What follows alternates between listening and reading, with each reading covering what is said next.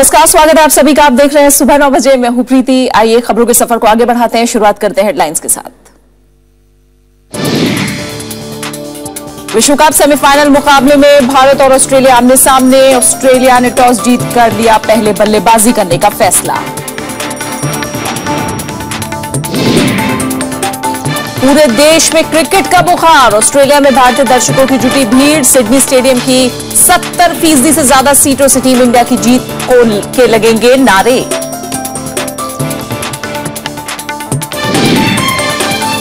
चौबीस घंटे बिजली मुहैया कराने की सरकार की कोशिश। गैस आधारित बिजली घरों को आर्थिक मदद के लिए कैबिनेट ने दी गैस प्राइस पूलिंग को सहमति।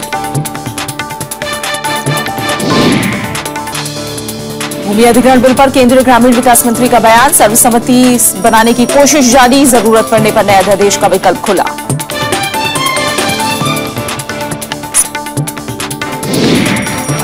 स्पेक्ट्रम नीलामी से सरकार को मिली करीब 1,10,000 करोड़ की बोली। कॉल दरों में बढ़ोतरी की आशंका।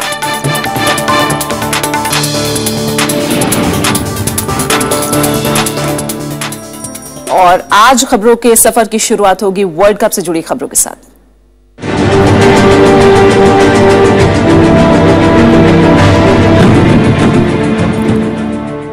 वर्ल्ड कप क्रिकेट के दूसरे सेमीफाइनल मुकाबला भारत और ऑस्ट्रेलिया के बीच सिडनी में हो रहा है। टॉस जीतकर ऑस्ट्रेलिया ने पहले बल्लेबाजी करने का फैसला किया है। इस वर्ल्ड कप में सभी 7 मैच जीतकर भारतीय टीम के हौसले बुलंद हैं। वहीं ऑस्ट्रेलिया को ग्रुप चरण में एक मैच में न्यूजीलैंड से हार का सामना करना पड़ा था। फाइनल मुकाबला 29 मार्च को मेलबर्न में खेला जाएगा, जहां खिताब पर कब्जे के लिए आज के विजेता का सामना न्यूजीलैंड से होगा। पहले सेमीफाइनल में न्यूजीलैंड की टीम ने रोमांचक मुकाबले में दक्षिण अफ्रीका को मात दी थी और विश्व कप में पहली बार फाइनल में जगह बनाई। और इसी के कारण एक रन उसी के साथ ऑस्ट्रेलिया का खाता खुला। जहां तक सेमीफाइनल का सवाल, ऑस्ट्रेलिया और आज के मैच को लेकर दर्शकों में उत्साह देखने लायक है। संस्थानों में आज कर्मचारियों की उपस्थिति कम रह सकती है। कई निजी कंपनियों ने तो कर्मचारियों के लिए मैच को दिखाने के खास इंतजाम किए हैं। आइए बनते हैं इस रोमांच का हिस्सा। जल्दी विकेट लेने और ओपन से ही करना है, बस हम मैच जीत सकते हैं। वर्ल्ड क्लास टीम है, उनके पास बहुत अच्छी बैटिंग लाइन, बहुत अच्छी बॉलिंग लाइन है, तो टक्कर तो 100% होना ही है। ऑस्ट्रेलिया बहुत चैलेंजिंग है, अपन को शुरुआती विकेट गिराना बहुत जरूरी है, नहीं तो फिर बाद में जो वॉटसन और मैक्सवेल है वो फ्री होकर खेलने लगेंगे और जब वो फ्री होकर खेलते हैं तो अपनी कंडीशन थोड़ी खराब हो सकती है, इसलिए शुरुआत में विकेट गिराना बहुत जरूरी है। जीत गए तो फिर वर्ल्ड कप तो जीतने में ज्यादा टफ होगा नहीं, क्योंकि न्यूजीलैंड शायद हार जाए। उनकी बैटिंग इतनी स्ट्रांग नहीं है, मैक्यूलम है बस, बाकी तो कोई है नहीं। फॉर्म में सभी खिलाड़ी और जहाँ तक है 70% इंडियन होंगे ग्राउंड में और उसके बाद हमारा 7 मैच 70 विकेट्स और उसके बाद जिस हिसाब से हमारे इंडियन क्रिकेट का कल्चर चल रहा है उस हिसाब से तो इंडिया जीतेगा। और इस विश्व कप में 7 मैचों में जीत के साथ टीम इंडिया का अब तक का सफर बेहद शानदार रहा है। ऐसे में भारतीय क्रिकेट प्रेमियों की उम्मीदें परवान पर हैं।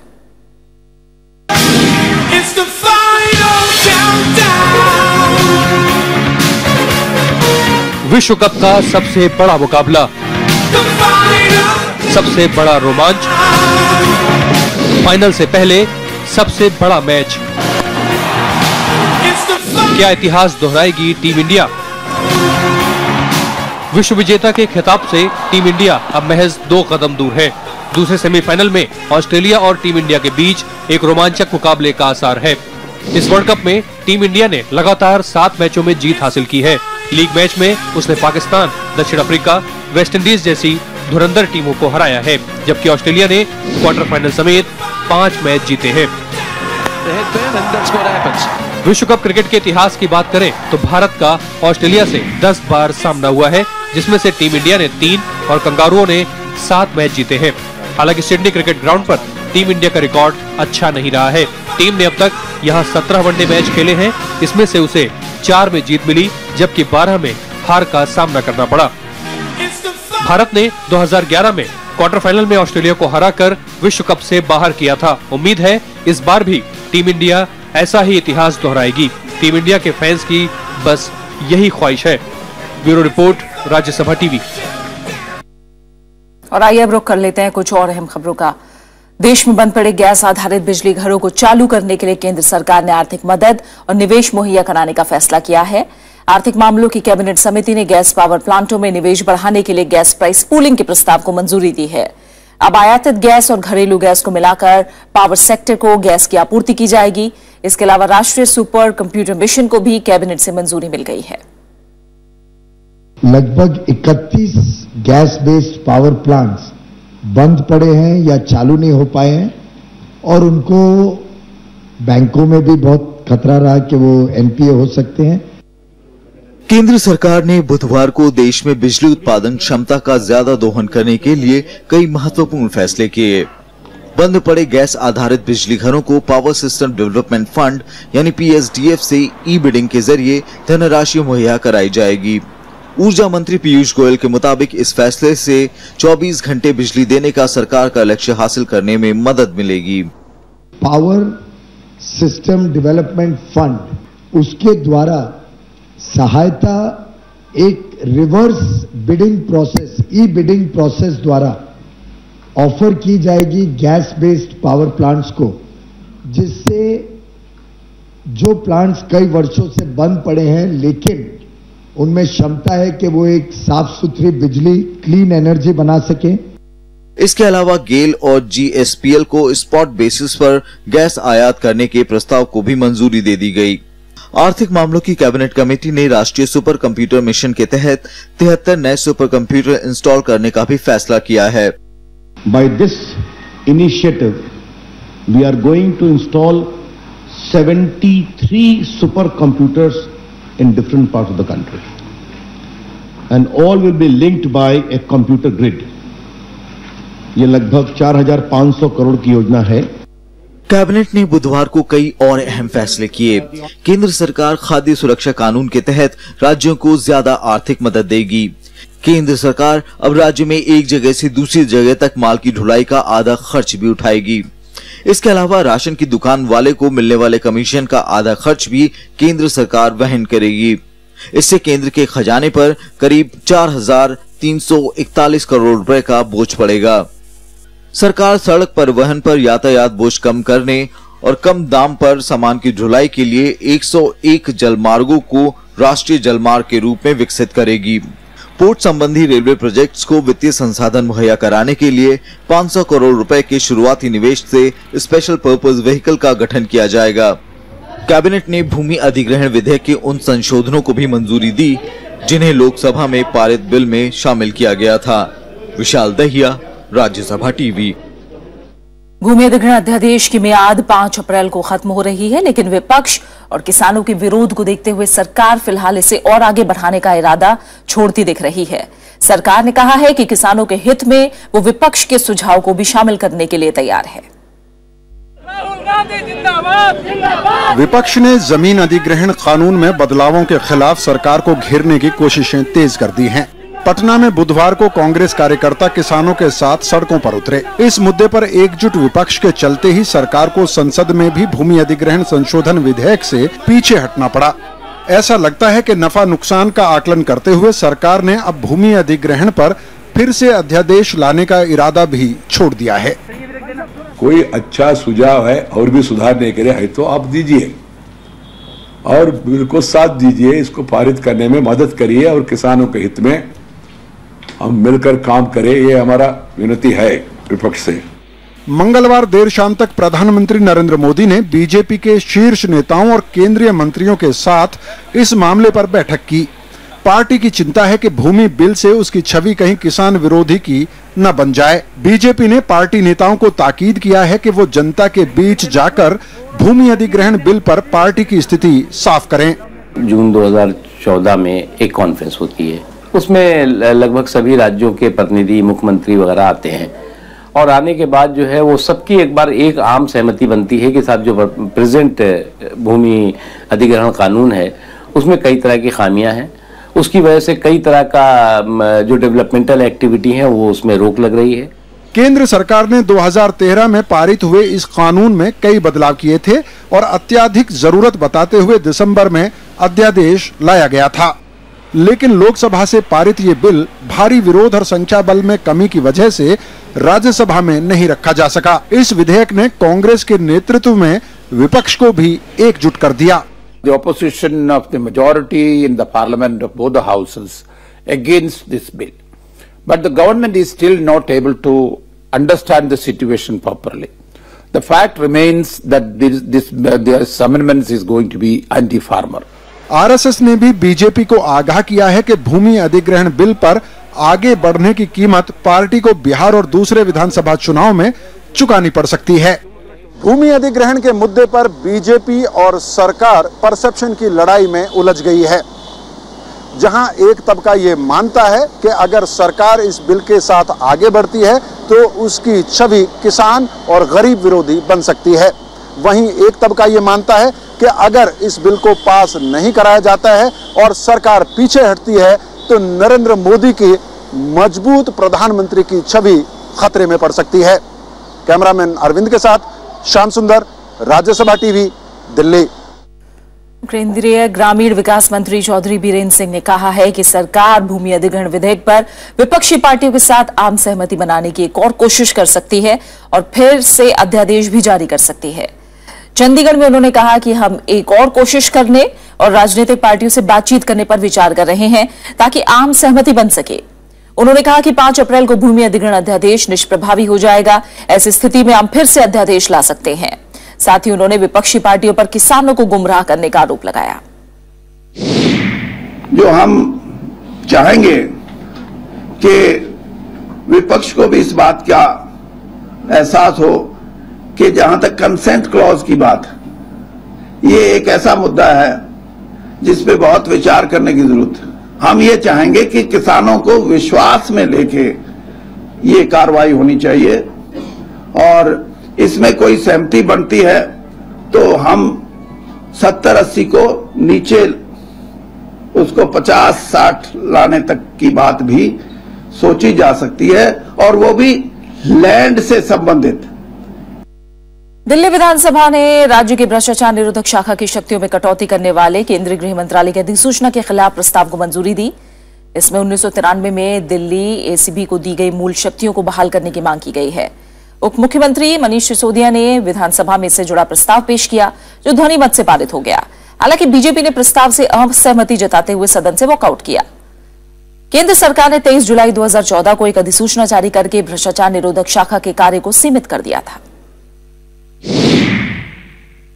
दिल्ली में एंटी करप्शन ब्रांच को कमजोर ना किया जाए और दिल्ली की टेरिटरी में जो भी सरकारी कामकाज हो रहा है उसमें अगर कहीं कोई करप्शन हो रहा है तो उस पर उसको अधिकार रहे। दिल्ली नगर निगम पर तो सरकार का कंट्रोल पहले ही है, तो उसके लिए ये एक इस तरह की पिक्चर पेंट करना कि देखिए दिल्ली सरकार दिल्ली नगर निगम पर एंटी करप्शन कार्रवाई नहीं कर सकती, वो तो ऑलरेडी है।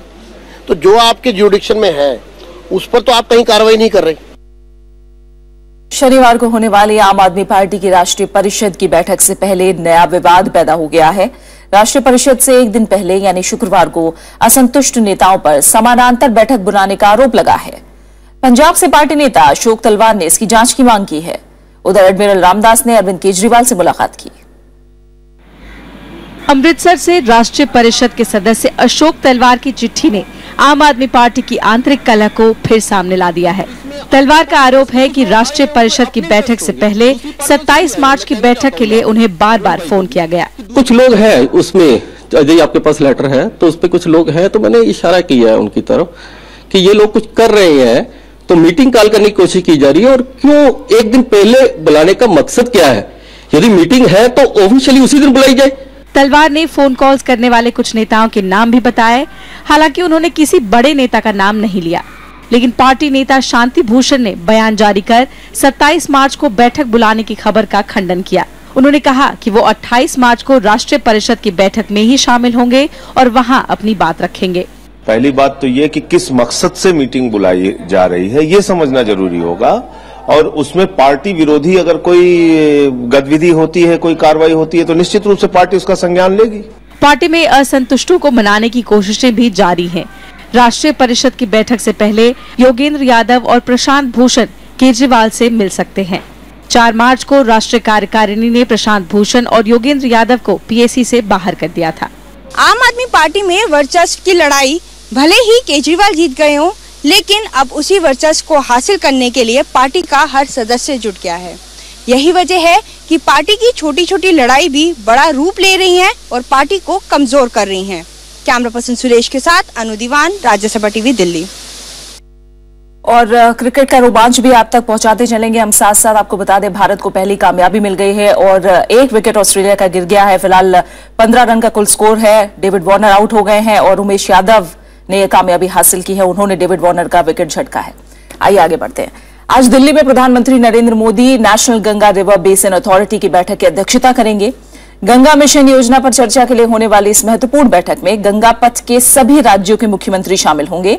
इनमें उत्तराखंड, उत्तर प्रदेश, बिहार, झारखंड और पश्चिम बंगाल शामिल हैं। कुछ दिन पहले इस संबंध में दिल्ली में हुई बैठक में समीक्षा रिपोर्ट पेश की गई थी, जिसमें कहा गया कि पिछले 1 साल में पश्चिम बंगाल में ही गंगा को लेकर कुछ बेहतर काम हुआ है। आज होने वाली बैठक में राज्यों को गंगा सफाई के लिए ज्यादा अधिकार और फंड दिए जाने की चर्चा हो सकती है। इसके अलावा राष्ट्रीय गाद प्रबंधन नीति की घोषणा भी की जा सकती है।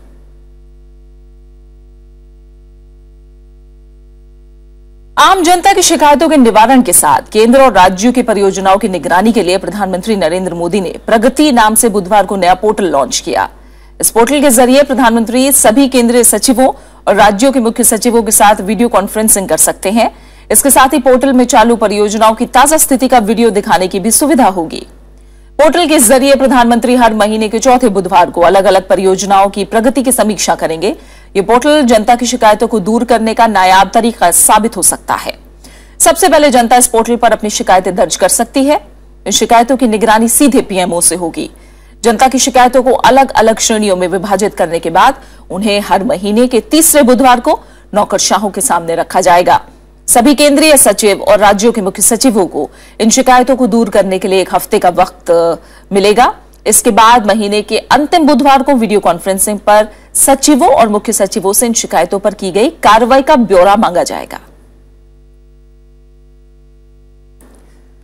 प्रधानमंत्री नरेंद्र मोदी 8 अप्रैल को मुद्रा बैंक लॉन्च करेंगे। सरकार 20,000 करोड़ रुपए के कोष और 3,000 करोड़ रुपए के क्रेडिट गारंटी फंड से मुद्रा बैंक बनाएगी।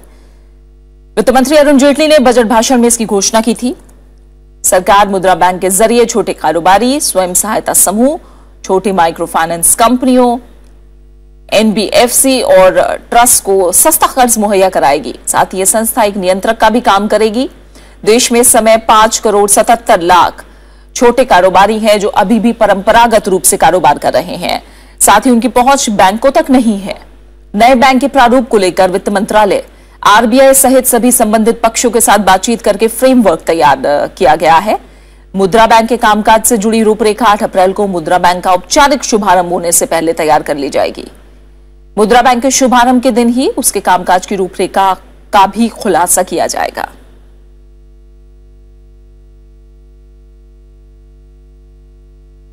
मार्च में बेमौसम बारिश से फसलों के नुकसान के बाद किसानों की खुदकुशी करने का सिलसिला जारी है। अब ताजा मामला पश्चिम बंगाल के जलपाईगुड़ी जिले के नगरकाटा का है। यहां आलू उपजाने वाले किसान ने फसल की सही कीमत नहीं मिलने पर खुदकुशी कर ली। परिवार वालों के मुताबिक किसान ने कई बैंकों से कर्ज लेकर फसल लगाई थी। इसके साथ ही पश्चिम बंगाल में पिछले एक पखवाड़े में कुल 8 आलू उगाने वाले किसानों ने खुदकुशी कर ली है। इनमें 7 किसान दक्षिणी वर्धमान जिले और 1 बीरभूम जिले से हैं।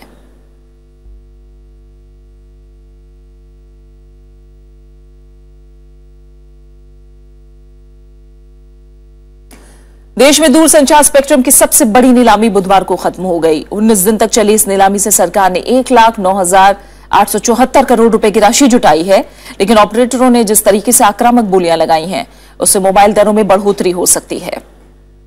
स्पेक्ट्रम नीलामी से सरकार को 1,06,000 करोड़ रुपए मिले थे। इससे पहले इसमें 30,000 करोड़ रुपए की राशि बीएसएनएल और एमटीएनएल से आई थी।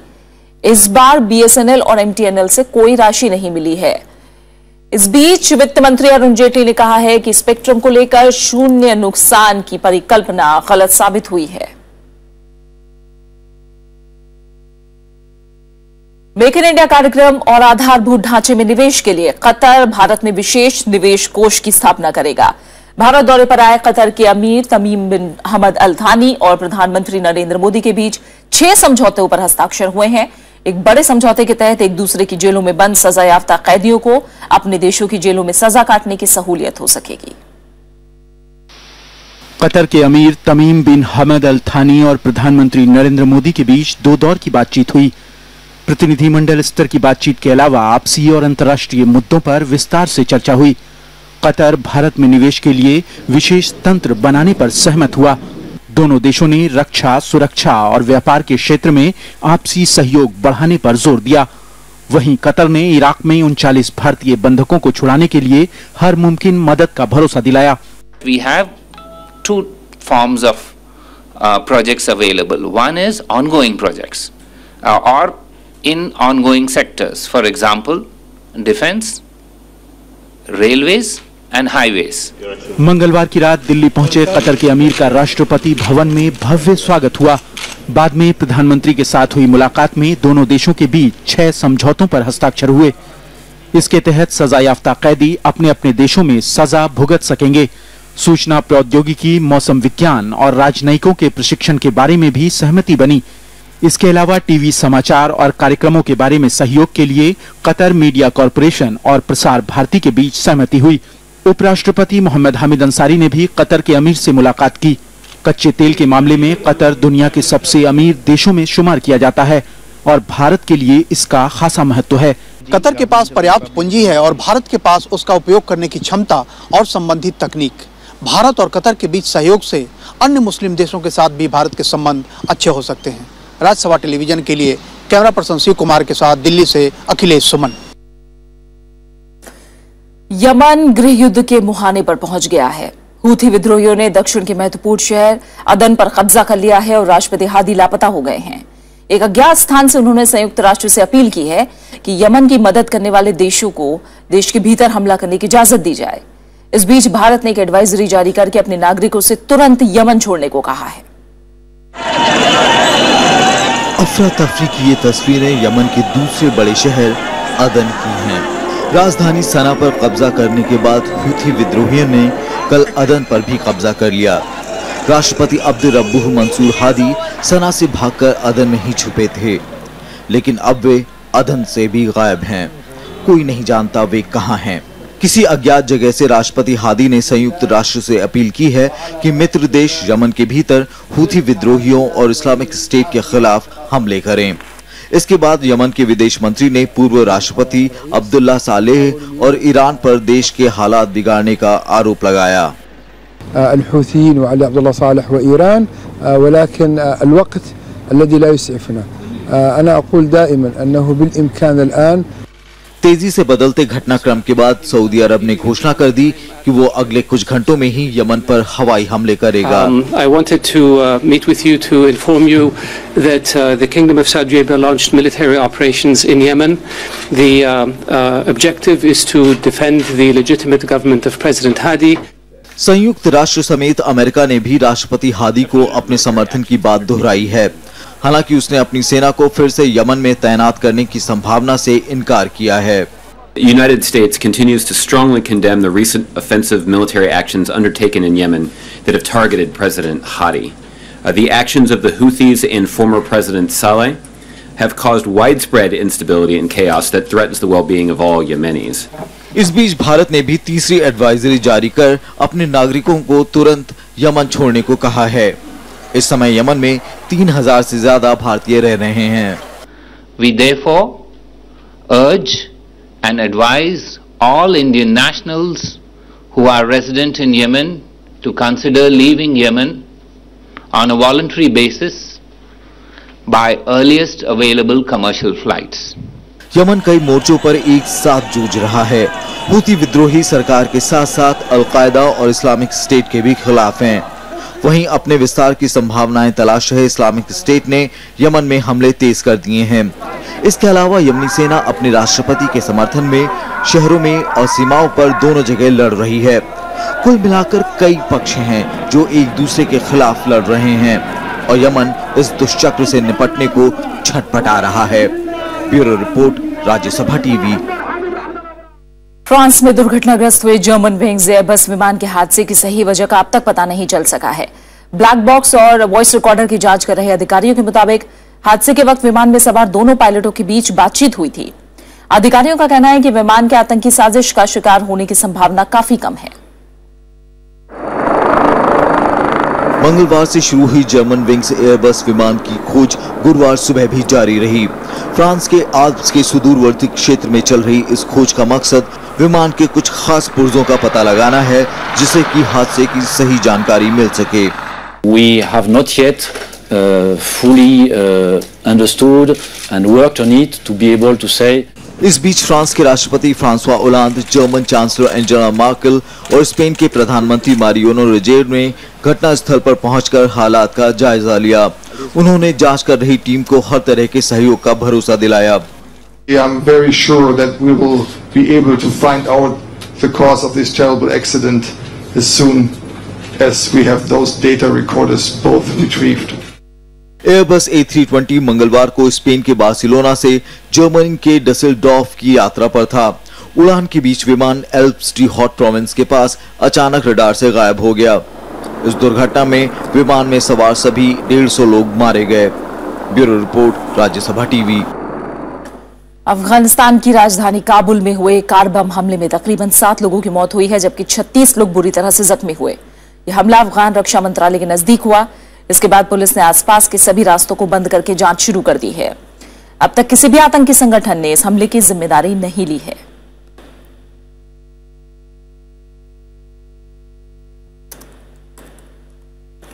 और इसी के साथ फिलहाल इस बुलेटिन में इतना ही। जाते जाते एक नजर डालेंगे हेडलाइंस पर। ऑस्ट्रेलिया के खिलाफ विश्व कप सेमीफाइनल मुकाबले में भारत को मिली पहली सफलता, सस्ते में निपटे डेविड वार्नर। पूरे देश में क्रिकेट का बुखार, ऑस्ट्रेलिया में भारतीय दर्शकों की जुटी भीड़। सिडनी स्टेडियम की 70% से ज्यादा सीटों से टीम इंडिया की जीत के लगेंगे नारे।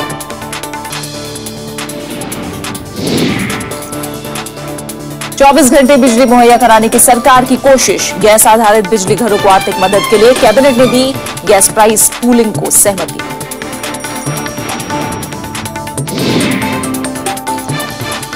भूमि अधिग्रहण बिल पर केंद्रीय ग्रामीण विकास मंत्री का बयान, सर्वसम्मति बनाने की कोशिश जारी, जरूरत पड़ने पर नए अध्यादेश का विकल्प खुला।